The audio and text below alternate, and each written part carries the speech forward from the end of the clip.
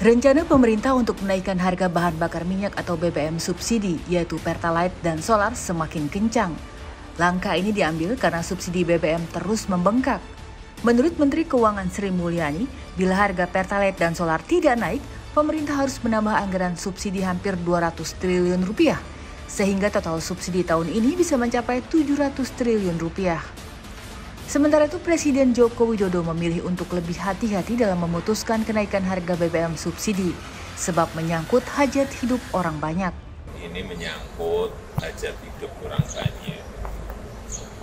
Jadi semuanya harus diputuskan secara hati-hati, dikalkulasi dampaknya. Jangan sampai dampaknya menurunkan daya beli rakyat, menurunkan konsumsi rumah tangga, kemudian juga nanti yang harus dihitung juga menaikkan inflasi yang tinggi, kemudian bisa menurunkan pertumbuhan ekonomi. Semuanya saya ngitung betul sebelum diputuskan. Pertalite dan solar belum naik, namun sejumlah bahan kebutuhan pokok masih tinggi di pasaran. Misalnya saja harga telur ayam yang menembus di atas Rp30.000 per kilogram. Masyarakat khawatir bila harga BBM naik, harga pangan bertambah mahal. Dari 28 sekarang udah tembus 31. Udah pasti kalau harga BBM naik, otomatis barang-barang juga ikut naik. Apalagi pengiriman kita kan dari daerah semua. Saya sih ngalaminnya kenaikan sih ini paling tinggi di sini sih 31, tapi nggak tahu nanti kalau seandainya Pertalite jadi naik atau bahan bakar yang lain naik, mungkin bisa sampai 35 atau 40 mungkin. Kalau saya rasakan ini kan istilahnya ya ekonomi lagi keadaan kayak gini, kalau BBM dinaikin kayaknya cukup berat. Misalnya BBM naik, lah kita kan istilahnya penumpang nggak mau naik, kita kayaknya agak kesulitan itu. Ya tetap ambil, kalau nggak diambil saya nggak punya duit gitu kan. Berarti beban APBN menjadi buah simalakama bagi pemerintah. Bila harga BBM naik, harga pangan akan terkerek dan menekan inflasi. Rakyat miskin jadi korban dan pemulihan ekonomi yang mulai terjadi pun bisa terhambat. Namun mampukah keuangan negara menopang subsidi energi yang membengkak?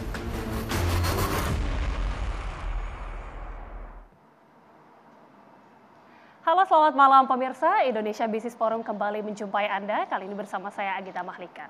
Pemirsa, sejumlah pejabat seperti Menko Marves, Luhut Binsar Panjaitan, kemudian juga Menko Perekonomian Erlangga Hartarto, ini sudah menyebut adanya wacana kenaikan harga BBM subsidi. Berapa kenaikannya, berapa besarannya ini tentunya masih dihitung oleh Kementerian Keuangan. Tapi yang kemudian menjadi pertanyaan adalah bagaimana ini kemudian dampak dari kenaikan BBM subsidi ini, khususnya bagaimana pula dampaknya terhadap harga kebutuhan pokok. Nah, untuk itulah kita akan bahasnya di Indonesia Business Forum bersama juga dengan sejumlah narasumber yang sudah hadir di studio pada malam hari ini. Saya akan perkenalkan satu persatu. Yang pertama adalah tenaga ahli utama Kantor Staf Presiden Bapak Edi Priyono. Selamat malam Bapak Edi. Selamat malam. Berikutnya, Wakil Ketua Komisi 7 DPR RI, Bang Maman Abdurrahman. Bang Maman, boleh dipakai mic-nya Bang? Nah, ini yang kemudian habis rapat ya Bang ya?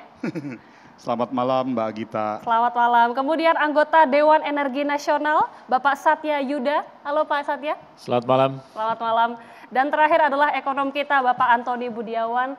Pak Antoni, apa kabar? Baik, selamat malam. Selamat malam semuanya. Semoga semuanya dalam kondisi yang baik dan juga sehat. Saya langsung awali ke Bang Maman yang kemudian hari ini ya sudah melakukan rapat bersama juga dengan Komisi 7 tentunya dan juga Kementerian ESDM. Ini bisa disampaikan Bang, poin-poin rapatnya apakah menyetujui betul ada kenaikan harga BBM subsidi ini, bisa disampaikan? Pertama, kalau tadi pertanyaannya mengenai rapat kita tadi, spesifik memang tidak masalah agenda. Bukan membahas masalah agenda kenaikan BBM dan lain sebagainya. Tadi lebih membahas masalah laporan rencana kerja seluruh program dari Kementerian SDM, karena kita lagi dalam tahap persiapan untuk menuju pembahasan anggaran, penetapan anggaran. Namun memang beredar beberapa wacana dari beberapa teman-teman fraksi terkait mengenai isu yang muncul terkait mengenai subsidi BBM ini. Jadi kalau tadi pertanyaan mengenai secara institusional Komisi 7 dengan Kementerian SDM, saya tidak bisa bicara dalam konteks secara institusional, Mbak. Tapi mungkin kehadiran saya di sini ada dalam kapasitas saya sebagai anggota DPR RI dalam melihat fenomena kondisi yang terjadi hari ini. Saya harus berani sampaikan apa adanya. Dan ini punya konsekuensi, saya sampaikan ini di hadapan publik dengan segala resiko yang pasti akan terjadi pada diri saya. Silakan. Saya ingin sampaikan pada dua hal, kalau kita mau bicara mengenai kondisi subsidi kita. Ada yang salah di kita selama kurang lebih 20 tahun ini dalam memaknai definisi dari subsidi. Subsidi yang terjadi di negara kita ini adalah bantuan. Tapi sebetulnya subsidi itu sifatnya adalah bentuk kehadiran pemerintah di dalam mendorong masyarakat-masyarakat yang tidak mampu agar bisa memiliki daya beli. Itu dulu. Jadi seharusnya subsidi itu dilihat dalam perspektif mendorong kemampuan masyarakat di seluruh Indonesia yang masuk dalam kategori tidak mampu untuk bisa memiliki daya beli. Jadi, nah yang terjadi di Indonesia bukan memberikan atau mendorong meningkatkan daya beli masyarakatnya. Ya, subsidi yang terjadi di Indonesia itu subsidi kepada barang. Seperti contoh kita lihat hari ini, dalam konteks kekinian hari ini adalah subsidi solar dengan Pertalite. Saya tambahkan lagi sebetulnya LPG. Tapi LPG itu nanti itu sudah hampir dan sudah tidak ada isunya. Tapi sekarang kita bicara mengenai subsidi solar dan solar subsidi dan Pertalite. Saya ingin sampaikan begini, Mbak. Pada saat kita masuk ke dalam perspektif subsidi barang, akan terjadi dua pandangan. Akhirnya ada disparitas harga. Perlu kita pahamin ya, apabila ada satu barang dengan harga yang dengan memiliki dua harga yang sama, itu akan berpotensi terjadinya permainan. Nah, realitas yang terjadi dengan perspektif subsidi kepada barang sekarang ini fakta di lapangan, harga solar subsidi itu 5.000, Mbak. Harga solar industri 20.000. Yang ada disparitas harga kurang lebih 15.000. Yang akhirnya memancing kepada semua oknum-oknum yang ada di seluruh Indonesia ini di bawah itu untuk bermain. Contoh kasus, ini saya sendiri mengalami, saya turun ke beberapa daerah di Kalimantan dan saya cek di Sumatera, Sulawesi dan di Jawa. Saya harus sampaikan dulu ya realitas ini ya. Dengan adanya perbedaan harga yang kurang lebih 15.000 di satu produk yang sama, itu muncul sekarang namanya truk zombie. Jadi muncul truk-truk yang udah rusak, truk-truk yang jelek-jelek itu, Mbak. Itu hidup lagi dia kayak zombie di dalam film Resident Evil. Tiba-tiba mereka tuh parkir dalam jumlah yang banyak di depan SPBU. Ada 10, 20, seakan-akan mereka itu adalah supir yang memang betul-betul ingin menjalankan kerja. Pekerjaan mereka sehari-hari. Ada juga memang supir-supir yang memang benar. Itu kita setuju, tidak semuanya, Pak. Tapi memang faktanya memang banyak sekali. Saya ceritakan lagi ya, setelah mereka parkir itu depan SPBU, itu tangkinya itu dimodifikasi. Dalam jumlah 100 liter, ada yang kapasitas 100 liter, 200 liter, sampai 300 liter. Mereka ngisi dengan harga 5.000. Mereka pergi ke penampung dijual dengan harga 9.000 sampai 10.000. Ada margin 4.000 sampai 5.000. Masuk kantong mereka, satu SPBU 500.000. Okay. Pindah lagi ke tempat yang lain. Nah, ini salah satu modus permainan pada saat kita mengarah kepada subsidi kepada barang.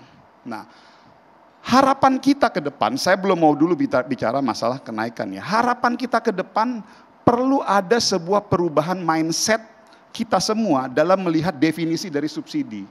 Subsidi itu sudah harus mulai masuk kepada subsidi orang. Jadi orang-orang yang nggak mampu, yang memang masuk dalam kategori nggak mampu, dia harus kita bantu kemampuan daya belinya. Jadi bukan barangnya yang disubsidi. Akhirnya kalau misalnya kita subsidi kepada orangnya langsung, mereka bisa memiliki kemampuan untuk beli LPG, untuk isi Pertalite, untuk beli solar segala macam. Okay. Meminimalisir terjadinya permainan. Artinya bukan barangnya tapi justru orangnya yang kita subsidi. Okay. Kita sudah tangkap bagaimana kemudian definisi subsidi menurut Bang Maman. Kita boleh minta tanggapan Pak Antoni melihat wacana kenaikan harga subsidi BBM ini, bagaimana kemudian tanggapan pengamat? Terima kasih.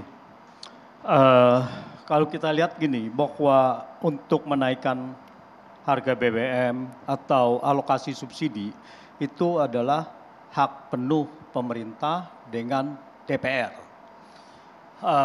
itu yang ini. Jadi ini adalah bagian dari kebijakan fiskal. Tetapi yang saya ingin menyoroti adalah bahwa komunikasi kepada publik ini harus transparan. Transparan dalam arti, sementara ini adalah dikatakan bahwa subsidi BBM 502 triliun. Saya tidak menemukan angka itu ada di Undang-Undang APBN. Yang saya temukan adalah cuma 206,96 triliun. Itu Undang-Undang APBN. Katanya di Perpres sudah berubah. Nah ini juga menjadi pertanyaan. Perpres kan tidak boleh mengubah undang-undang. Ini kok bisa mengubah gitu.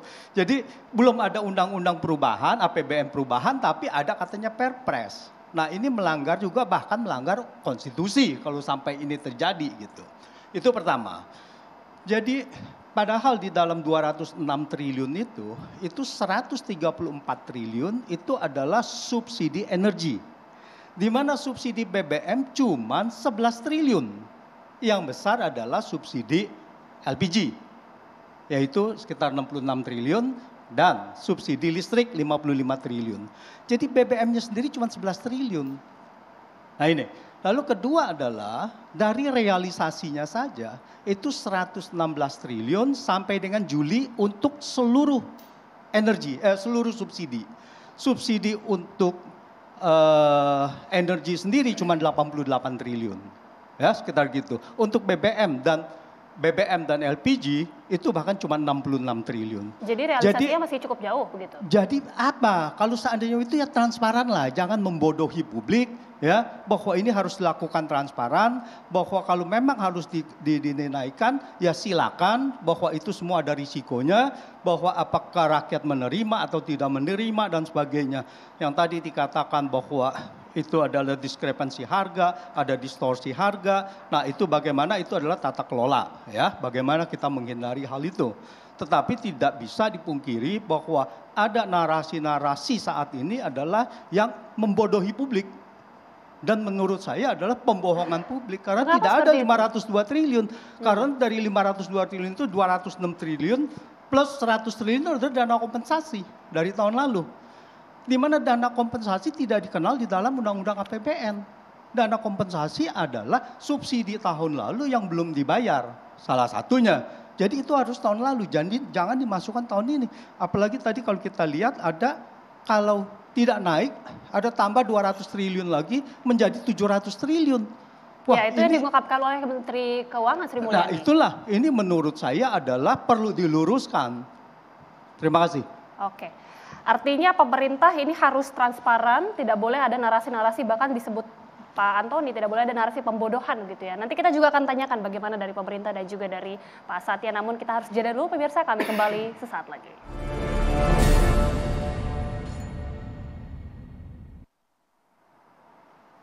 Anda kembali bersama kami pemirsa, langsung saja kita ke Pak Edi. Pak Edi ini mungkin perlu diluruskan ya, karena kan pernyataan dari Pak Antoni ini tentunya apa yang sudah beredar di masyarakat juga, angka 500 triliun kemudian juga diungkapkan bahkan ada kemungkinan penambahan lagi hingga 700 triliun diperlukan sekitar 198. Tapi mungkin bisa diluruskan supaya tidak dibilang narasi pembodohan ini. Enggak ada lah Pak. Jadi ya Bapak, Ibu dan seluruh pemirsa ya. Pemerintah transparan kok gitu ya, transparan, dan nggak mungkin pemerintah ngeluarin duit apalagi sampai triliunan nggak ada di APBN tuh nggak mungkin lah, pakai common sense juga nggak mungkin gitu.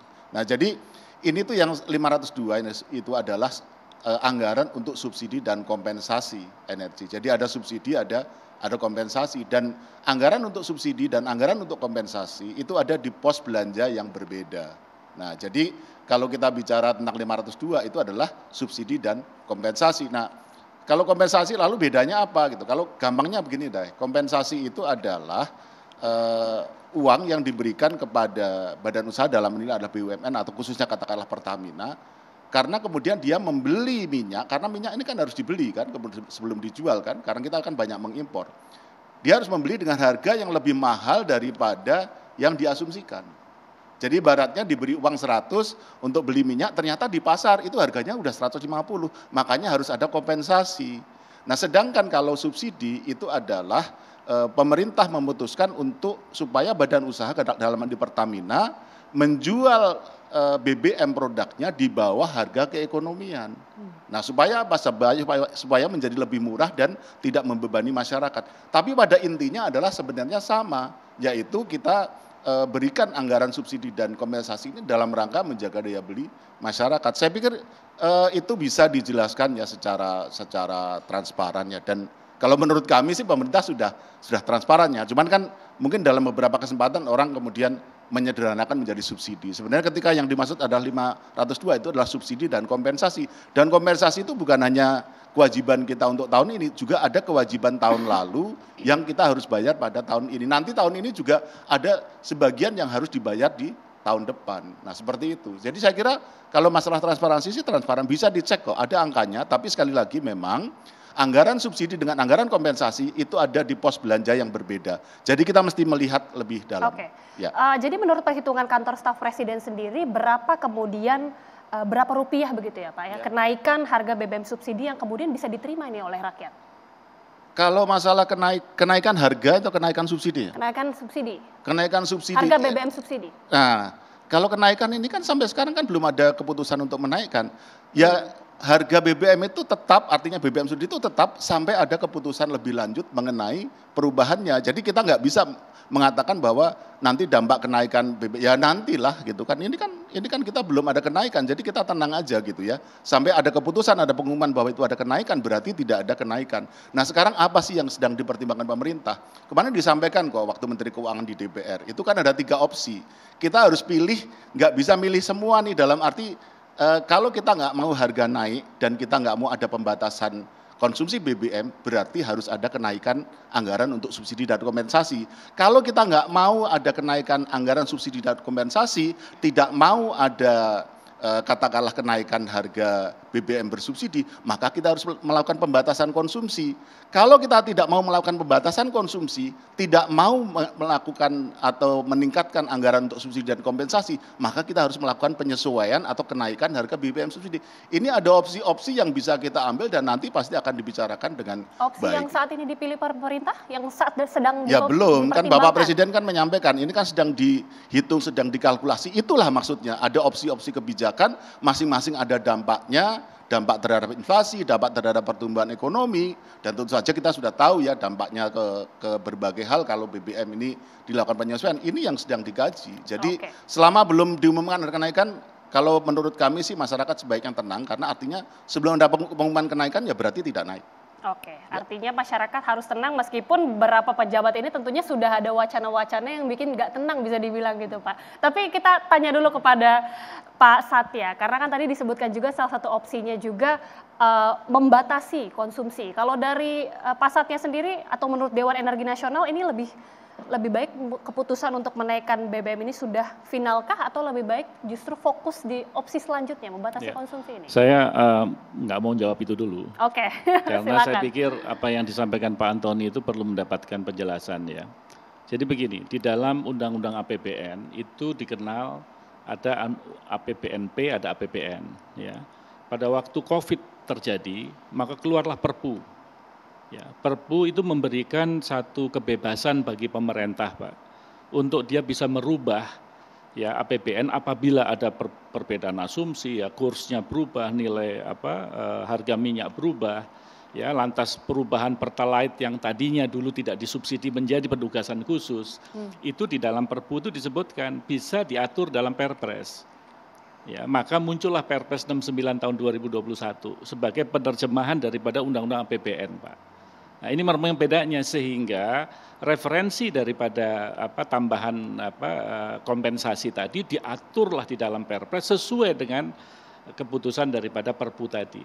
Jadi dulu waktu DPR kemarin yang 1 tahun yang lalu itu kan tidak pernah ada perubahan daripada APBN, ya maka diberikan kewenangan, maka Perpu dulu kan dibilang ini kayak undang-undang sapu jagat ya yang bisa melakukan perubahan apa saja tanpa harus berkonsultasi dengan DPR. Tapi itu tentunya nanti pada tahun 2023 akan berbeda, akan menjadi siklus pembahasan APBN yang normal. Jadi itu Pak Antoni. Jadi pertanyaan ini valid ya, karena tapi perlu dijelaskan kepada publik bahwa landasannya itu ada. Oke. Landasannya ada. Nah, lantas yang kedua, saya ingin yang Pak Maman tadi sampaikan itu fundamental sekali. Ya, karena yang namanya subsidi di dalam Undang-Undang 30 tahun 2007 itu Undang-Undang Energi itu menyantumkan dengan jelas bahwa subsidi itu harus targeted pada orang. Jadi bukan pada komoditas. Nah, di dalam pemerintahan Pak Jokowi ini periode pertama itu sudah kita lakukan, Pak. Jadi kita pernah melakukan tahun 2014 sampai dengan tahun 2015 akhir ya. Saya masih ingat persis bahwa pemerintah memberikan bantalan fiskal ya untuk masyarakat yang tidak mampu melalui BLT. Lantas harga daripada BBM ini dibuat hampir mirip dengan harga keekonomian ya, tetapi ditahan 3 bulanan. Karena kita khawatir waktu itu kalau misalkan dibikin per bulanan itu menjadi seakan-akan mengikuti ekonomi pasar. Kan tidak boleh, Pak. Dalam satu komoditas yang penting untuk masyarakat banyak itu dilindungi oleh negara karena ini masuk di dalam yang namanya administered commodity.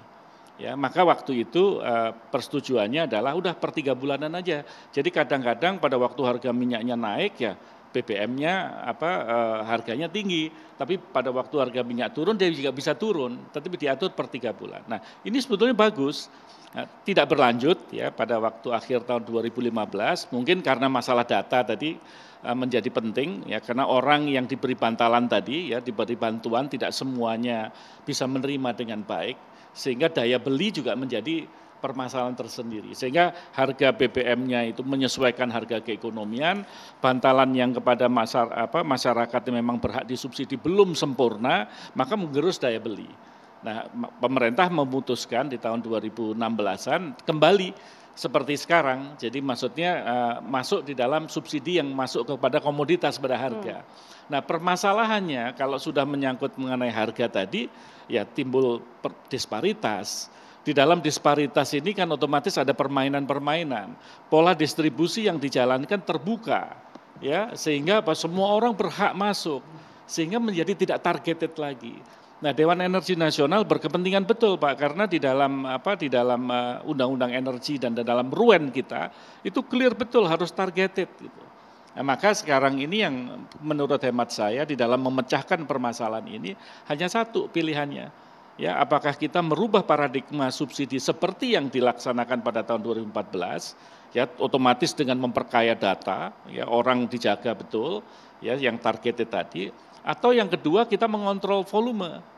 Ya, kalau mengontrol volume otomatis apa yang digagas pemerintah terakhir ini dengan My Pertamina dan lain sebagainya itu membuat pola distribusinya dari terbuka menjadi tertutup. Kalau dari DEN sendiri bagaimana? Ya. Lebih memilih yang mana? Kalau kita melihat dua-duanya tidak ada masalah, asal itu menjadi targeted.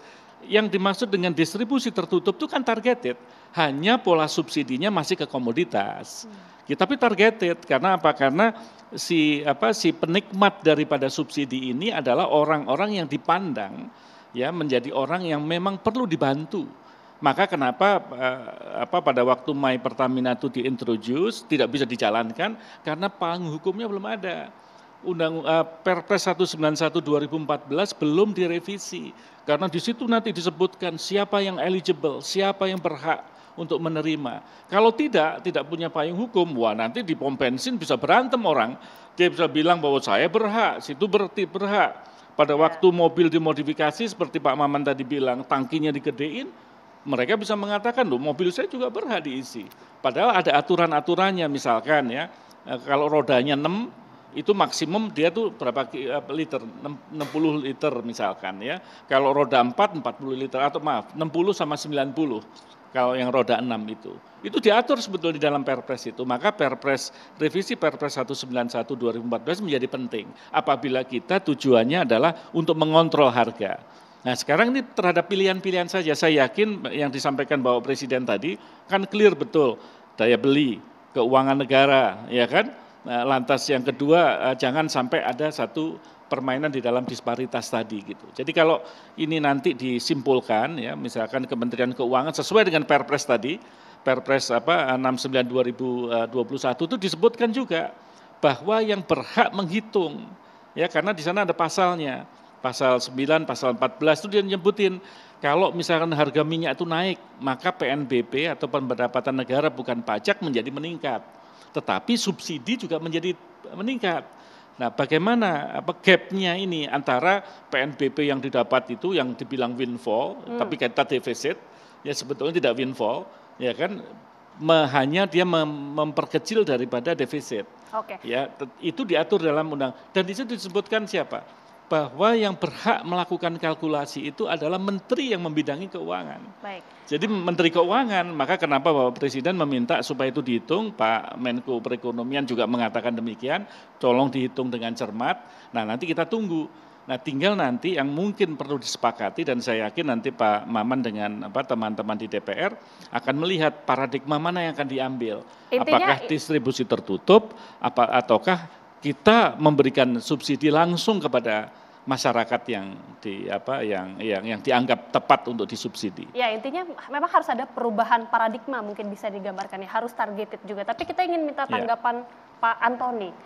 Mungkinkah adanya perubahan paradigma dan juga yang dibilang ya harus targeted ini, karena tentunya kan banyak sekali kendala-kendalanya terkait data saja sudah sulit, kemudian banyak tantangan lainnya.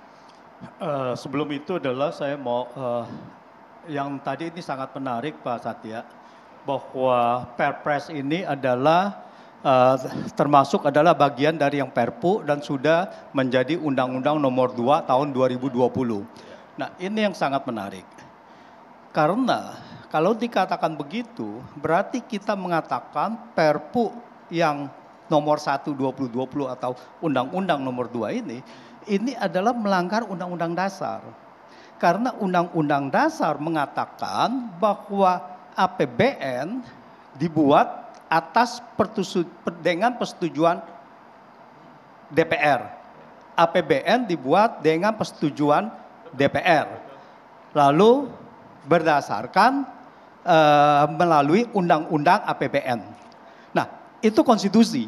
Artinya bahwa Perpu yang mengatakan tidak perlu Undang-Undang APBN, apakah itu melanggar apa tidak?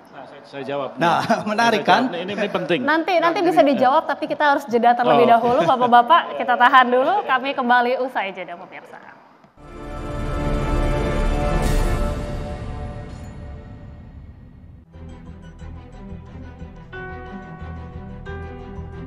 Sekarang harga ayam ini kalau ya tergantung ukurannya ya, kalau yang ukuran kecil itu 25.500 per kilonya. Kalau yang ukuran gede itu 23.500. Soalnya kan transportasi sudah mau naik, jadi semua bahan pokok otomatis naik semua. APBN sekarang kan juga udah lumayan berdarah-darah ya kondisinya. Kalau misalnya dengan dinaikkan dan kemudian APBN jadi bisa terselamatkan, bisa support yang lainnya juga gitu, kayak kesehatan dan lain-lain. Kalau saya sih nggak jadi masalah ya kalau Pertalite naik, yang penting tarif dasar ojek online-nya ikut naik juga. Kalau Pertalite naik tapi tarif dasar ojek online-nya nggak naik, wah kita ya kelimpungan juga. Keberatan banget, secara emak-emak udah bahan pokok dan sebagainya cabai aja masih naik turun, ya kan? Ditambah bahan bakar gitu, ya udah otomatis kalau bahan bakar yang nambah-nambah yang lain lah. Oke, itu dia tadi tanggapan dari masyarakat yang tentunya mengomentari ya bagaimana apabila harga BBM subsidi ini tentunya naik. Nah, saya ingin ke Bang Maman. Bang, berbicara mengenai Komisi 7 DPR dan juga bersama dengan SDM yang tadi rapat ya. Apakah betul ya ada usulan DPR ini kenaikannya katanya 30% atau 10.000, Bang? Ingin mengkonfirmasi. Usulan apa? Usulan kenaikan harga subsidi BBM. Enggak ada. Jadi gini, saya harus tegaskan sekali lagi, tadi di awal saya sudah sampaikan bahwa tidak ada produk kesimpulan apapun terkait mengenai BBM antara Komisi 7 dengan pemerintah. Tadi agendanya tidak membahas masalah BBM, agendanya membahas mengenai program-program kerja Kementerian SDM. Bahwasanya dalam pembahasan agenda rapat tadi ada muncul wacana dari beberapa teman-teman fraksi anggota itu ya. Tapi tidak pada konteks mengambil kesimpulan. Wacana muncul bahwa? Ya macam-macam, ini kan muncul ya seperti saya juga termasuk salah satu orang yang mengangkat tadi pada saat bicara termasuk dengan yang Pak Menteri. Wacana 30% atau 10.000 itu? Enggak ada. Jadi tadi cuman banyak teman-teman memberikan berbagai macam masukan, pendapat terkait mengenai isu subsidi ini. Nah, itu tadi kurang lebih begitu. Jadi tidak ada produk kesimpulan apapun. Satu itu. Ya, lalu yang kedua saya mau bilang begini, Mbak. Kalau ini saya mau luruskan lagi.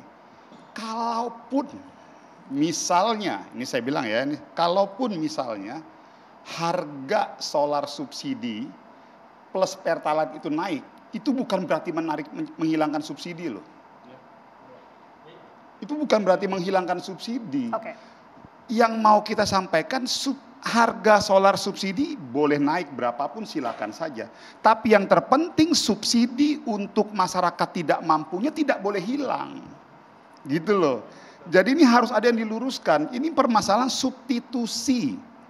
Jadi yang tadi awalnya kita substitusikan kepada bahan bakar, solar subsidi, lalu Pertalite, ini dialokasikan kepada hal yang jauh lebih penting dan jauh lebih tepat. Jadi tadi kesepakatan kita juga kayak begitu. Ini yang harus kita luruskan juga. Makanya jangan langsung tiba-tiba di framing seakan-akan bahwa harga BBM naik. Oh enggak. Yang dilakukan hari ini oleh kita semua karena ada beban alokasi anggaran yang cukup besar dan subsidi yang cukup besar, kita mau mensubstitusikan dan mengalokasikan dana yang dimiliki oleh pemerintah kepada sesuatu yang lebih tepat. Itu satu. Lalu yang kedua tadi, merubah metode subsidi. Yang tadinya subsidi terbuka, kita rubah menjadi subsidi tertutup. Supaya jauh lebih tepat sasaran. Bahkan ada lagi wacana yang lebih luar biasa loh Mas. Ini mungkin ini nanti ada Bapak juga, yang memang menurut saya perlu jadi bahan kajian. Dan ini ada tenaga ahli dari Kepresidenan. Kenapa sih kita nggak kayak one door shopping? Jadi semua disatukan. Jadi misalnya kan kita ada bantuan kesehatan, ada bantuan pendidikan, ada bantuan subsidi LPG, ada bantuan PKH yang di Kementerian Sosial dan segala macamnya. Itu disatukan semuanya. Seperti di beberapa negara-negara, misalnya mereka yang masih nganggur gitu ya, dikasih bantuan per bulan misalnya 5 juta, 6 juta. Itu kalau digabungkan semuanya, itu kurang lebih bisa 5 juta sampai 6 juta loh. Artinya ini juga wacana ini sudah mulai muncul. Nah maksud kami, mumpung ada momentum seperti ini, kenapa enggak kita arah diskusinya ke arah sana? Kenapa saya berani harus ngomong kayak gini? Mbak, udahlah, saya ini dapil saya Kalimantan Barat di pedalaman di kampung. Oke. Itu saudara-saudara saya yang di kampung-kampung itu, enggak ada tuh, dia ngerasakan itu. Harga solar, harga Pertalite 5.000, 6.000, 7.000, LPG 18.000, sampai di kampung sana mereka tetap menikmati 13.000 kok per liter. Karena apa? Bandit-bandit di tengah ini yang makan. Jadi kalau tanya ke saya, siapa penikmat subsidi energi paling besar? Ya mohon maaf, saya pakai diksi yang keras dan kasar. Para penghisap darah rakyat di tengah-tengah itu. Plus yang berkoalisi, berkolusi dengan oknum aparat. Kita harus berani loh sampaikan ini. Karena apa? Kami ini capek juga loh. Kita seakan-akan DPR, aparatur pemerintah di provinsi, di kabupaten, pemerintah pusat, memang tidak semuanya sempurna Mbak. Tapi ini kita seakan-akan kita difitnah, kita nggak mikirin masyarakat kecil. Kalau tanya ke kami anggota DPR, bentuk komitmen kepedulian kita kepada masyarakat kecil, itu adalah dengan kita mempertahankan alokasi anggaran subsidi. Tuntas komitmen kita. Tapi yang jadi masalah pada saat kita berjuang untuk mengalokasikan anggaran subsidi kepada masyarakat tidak mampu, baik itu subsidi energi, baik itu kesehatan, pendidikan, itu tidak serta-merta disambut secara objektif dan sehat dan linear oleh para pemain-pemain di bawah. Jadi kembali lagi yang menjadi korban itu dengan adanya disparitas harga yang tinggi antara solar subsidi dengan solar industri, itu tengkulak-tengkulak di bawah. Itulah mereka penghisap darah yang sebenarnya. Oke, kita mungkin bisa di satu sisi, mohon maaf kembali lagi, mumpung tadi baru rame nih Komisi 3 nih dengan Kapolri. Ini juga momentum pembenahan kepada aparatur penegak hukum kita. Oke, Bang. Kita sudah terakhir, Mbak. Sorry enggak, ini terakhir. Saya penting sekali saya sampaikan. Ini terakhir ya. Di mana-mana, di negara manapun, kami Kalimantan Barat itu berbatasan dengan Malaysia. Apabila ada satu komoditas yang disubsidi dan memiliki dua harga yang berbeda, pasti potensi bermain itu ada. Termasuk di Malaysia juga seperti itu. Dulu gula di Malaysia itu disubsidi, diselundupkan ke Indonesia, ke Kalbar. Artinya apa? Mau Anda taruh Iron Man, Marvel, Superman, itu semua namanya kalau ada harga kayak begitu pasti ada permainan. Oke. Sudah saatnya kita putus mata rantai ini. Oke, langsung minta tanggapannya Pak Edi. Ini banyak sekali mungkin fakta-fakta yang diungkapkan oleh Bang Maman, silakan. Saya kira kalau mengenai subsidi tepat sasaran ya, saya kira pemerintah juga mengarah ke sana ya. Dan ini kan sudah ada dalam RPJMN 2020-2024. Nah, yang langkah konkret yang sudah dilakukan apa? Yang untuk listrik itu sudah ada. Dari 2017 itu kita punya yang namanya subsidi listrik tepat sasaran. Nah, caranya bagaimana? Yang 450 itu diberi subsidi. Kita tahulah ada beberapa yang 450 yang sebenarnya nggak layak, tapi itu akan ditangani dengan baik. Nah, yang 900 watt itu kemudian dilakukan matching dengan data di DTKS, data terpadu kesejahteraan sosial, yang isinya adalah orang miskin dan rentan miskin. Jadi kalau ada 900 watt tidak ada di dalam DTKS langsung dicoret dari subsidi. Nah, jadi kalau untuk listrik ini kita bisa bilang udah hampir tuntas lah. Nah, memang PR kita berikutnya adalah mungkin di LPG yang 3 kilo. Ini sebenarnya sudah cukup banyak lah ya, rencana sudah cukup matang sebenarnya rencana ini, kita mungkin tinggal menunggu keputusan gitu ya, kapan kita akan lakukan mekanisme perubahan skema subsidi ini dari subsidi barang ke subsidi orang. Nah, bahan bakar minyak ya itu memang tantangannya jadi lebih besar. Tapi kalau dari sisi semangat sebenarnya yang tadi disampaikan Pak Maman itu tadi saya pikir udah sepakat ya, dan memang idealnya yang namanya subsidi itu kalau kita asumsinya kita bukan dana tidak terbatas. Kalau dana tidak terbatas sih siapa aja diberi oke saja, tapi kan asumsinya kan dana itu kan anggaran negara itu kan terbatas. Jadi kita harus punya prioritas, dan di dalam undang-undang maka yang diberikan subsidi energi itu adalah kelompok yang tidak mampu. Jadi saya kira kalau dari sisi arahnya kita sepakat. Nah, tinggal teknisnya bagaimana. Dan inilah yang sedang digodok oleh pemerintah antara lain. Jadi kita bukan hanya sekedar bicara tentang katakanlah skenario naikin harga dan sebagainya, bukan hanya itu hanya salah satu opsi yang lain yang kita pertimbangkan juga adalah pembatasan. Nah, pembatasannya bagaimana? Pembatasan yaitu dengan mengatur siapa yang bisa membeli Pertalite dan solar bersubsidi.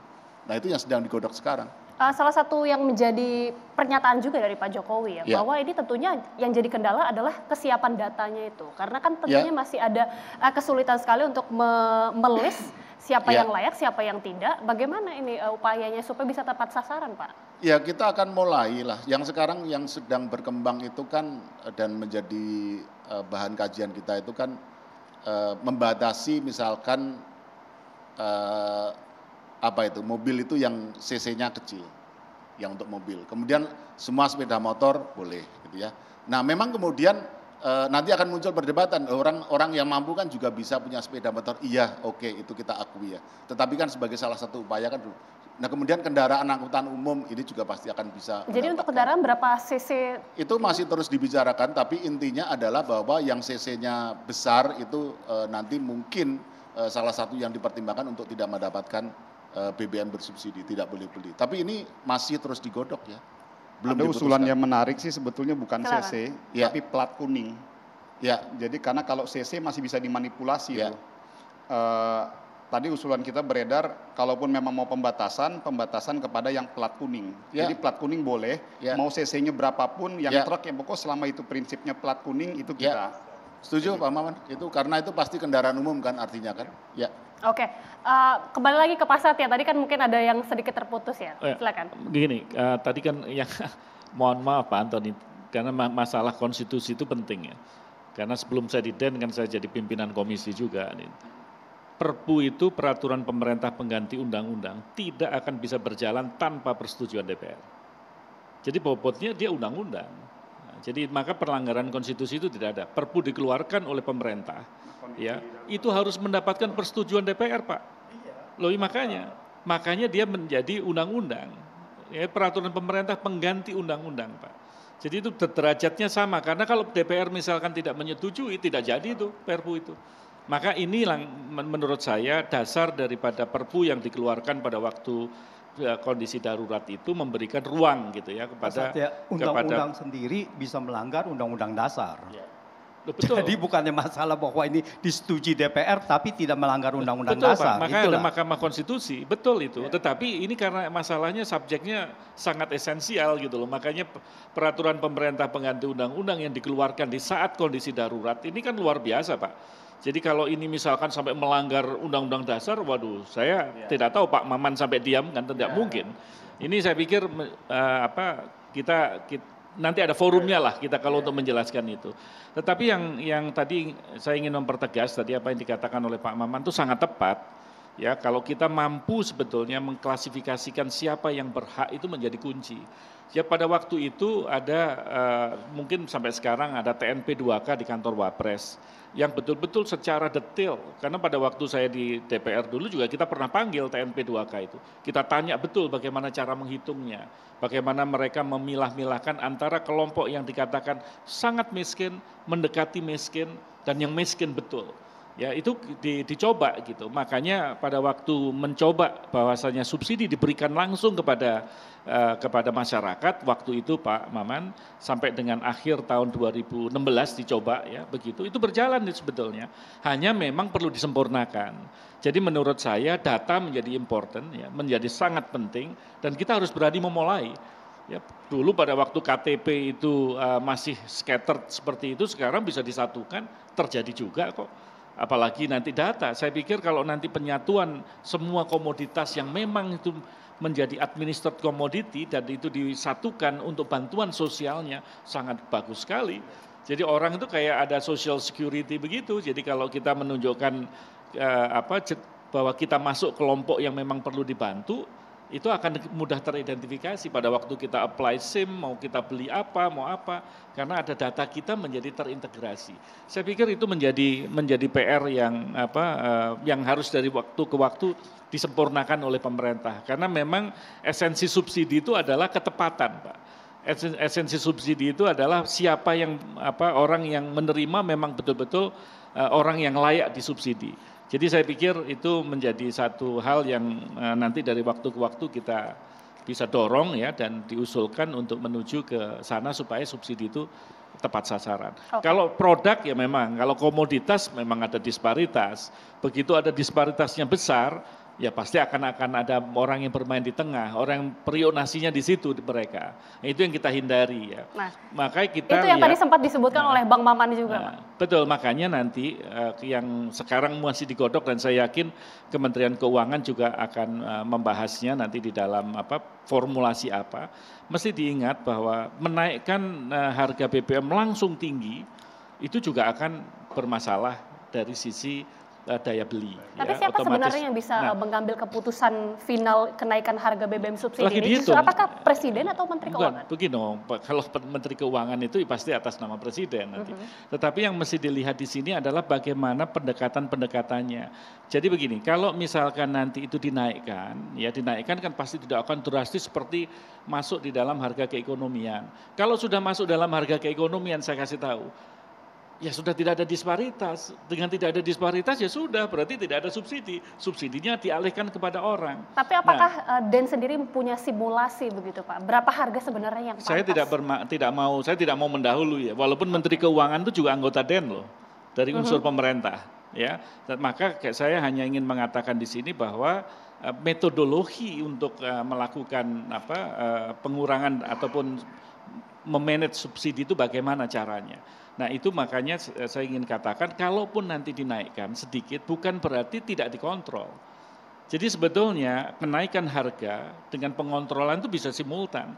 Karena pada waktu kenaikan harga itu kan kita tidak akan lepas sampai dengan harga keekonomian. Berarti kan masih ada gap di situ. Maka pengontrolan juga diperlukan. Atau kalau tidak seperti yang dilakukan di tahun 2014 itu, ya kan harganya dilepas tetapi dibatasi per 3 bulanan, direview, masyarakatnya yang diberi bantuan langsung dengan mekanisme yang tadi Pak Maman coba ilustrasikan. Oke, tapi mungkin pertanyaan masyarakat sendiri ya, sebelum kita jeda, apakah sudah pasti ini harus dinaikkan harganya atau apakah masih bisa sih sebenarnya dipertahankan dengan harga yang seperti ini? Tapi nanti bisa dijawab usai jeda, kami kembali.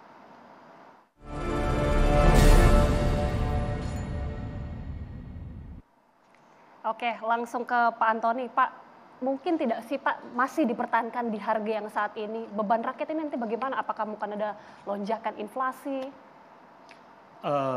Ini menarik tadi pernyataan dari Pak Maman, masyarakat tenanglah, pokok ini belum apa-apa.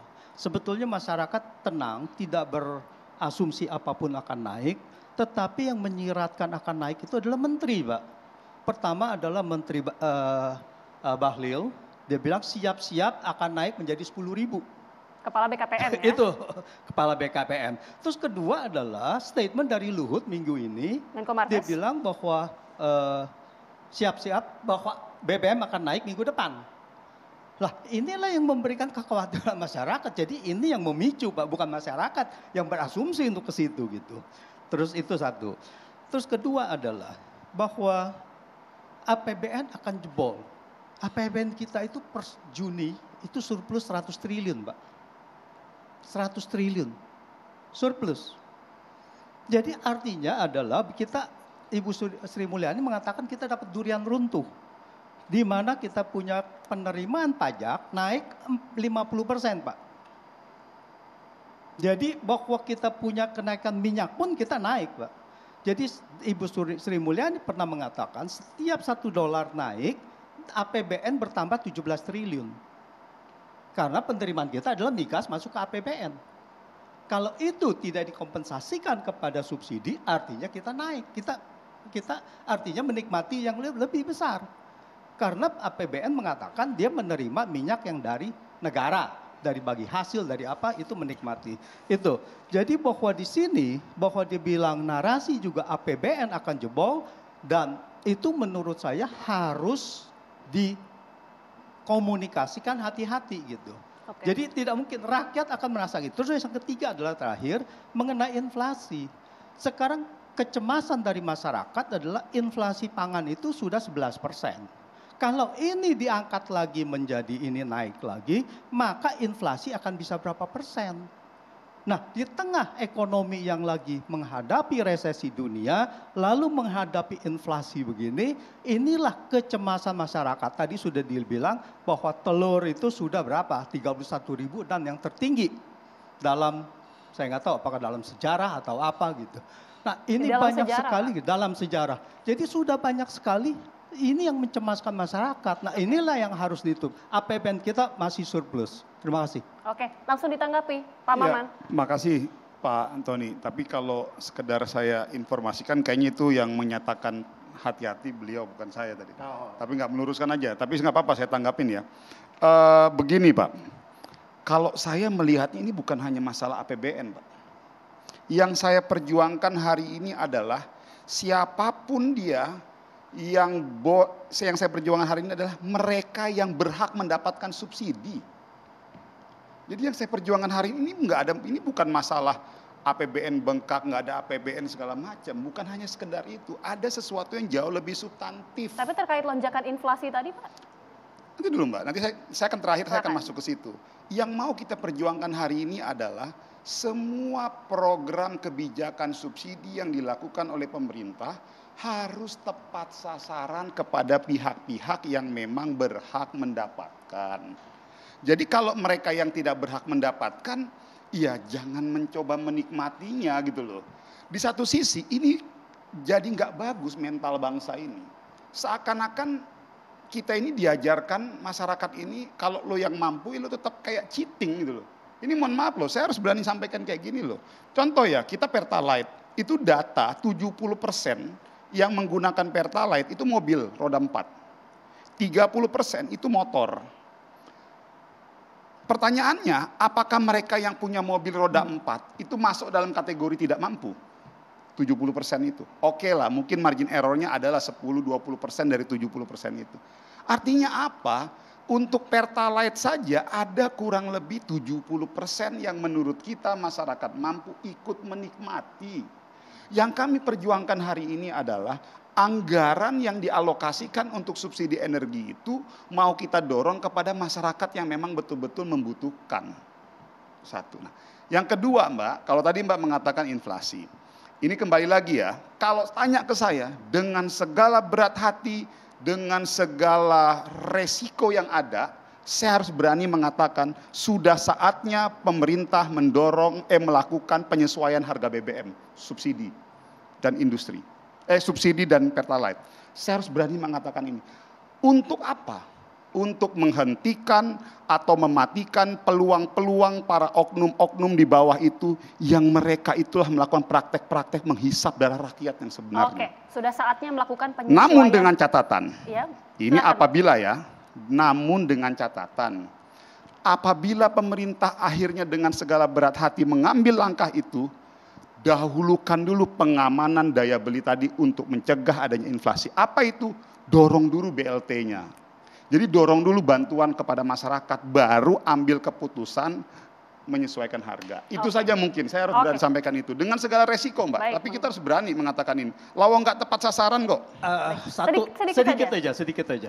Ini mengenai tadi, bahwa saya rasa itu adalah sangat setuju bahwa itu mencegah untuk terjadi distorsi yang ada oknum-oknum untuk menyelewengkan itu.